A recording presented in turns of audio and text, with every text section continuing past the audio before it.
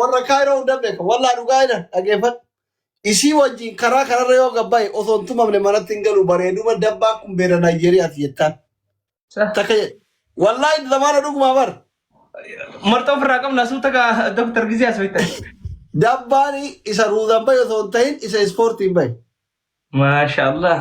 Asii gisee suuqa jaalala inu akkatti yoo isiin akkana qotaa deemu arabni kun xiqqoo hunduu kana duuban ol tuqee gisee ana jijaartee itti fi akkan natuma beekta achumaan gaaf kan wallolle asbee lama itti bituu dadhabee wama isiin biti jettu kana dadhabee gisee xiqqomaan jalaa callise akkana goggorattee tuma mara kee Ale. gara galtu beekta. Wasfantiri wallah wasfantiri jettee kana argee kana. Akkasi guyyaa tokko nama keessa taa'aa jirra akkana ijoollee jala goree barraadaa shaayii kana guutuu ammoo tukaandoo keeyanatu safi fannisee fuula kana gadhiise. Harka bade shaayii fuularra dhaqee. Yasmin. Akka ol fuudhee torbaffarra galla.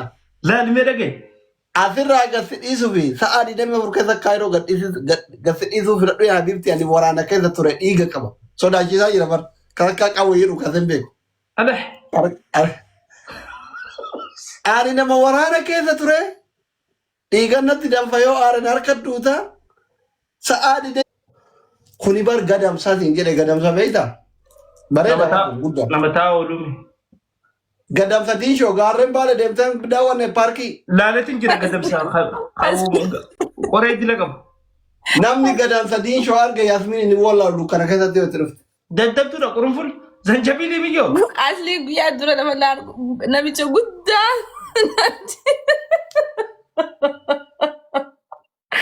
asli jecha naan jette agaabbaa irraa faddoodhaay asli galanii beeytee zammee gisee jala gabbuu yeroo jiraatu tiktaa irraa namee kamalee lafa nan beeku hay guddaan isaa dhufee naan jee kan ilaalee maal baan guddaa bar dheeraa Yasmin maashaallah tabaarakallah walla tubboo jarjara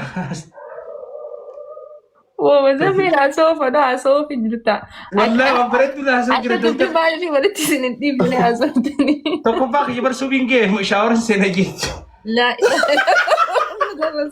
زمي والله نمن تاتوات نمن تاتو مال عادي دابا خنا مليون تناسلي بيقول ابو زمي اس قلت كون ما ياكلوا حقارو من انجليزين كما كبيتا وانت تكون بوكو جيما ati uleeta namaa jirkattee tazamme انت قراني خلني شنت تبا بالك بيجي ما كان يتولد دروسات بيجي تكندل ولا طياره ترى ما خايز مين تك طياره قريت زمي والله بده كنتني والله بكيت دريت ترى ترى شنو براندين لك بيجي دريت عمرنا سدد قدر kana sira tashkarakara jetti nutti ujoon bajaajii gidee هي هذا لما بايدك قبل فيت دكتور جت كنا كنا جتن أنسي ميتين تك ليون تن جولة بايجي ونين دي هتين وام برا قابتين ساين سي ميتي جولة بايجي ونين دي دكتور برا دالان دكتور أنا كنا جت تجر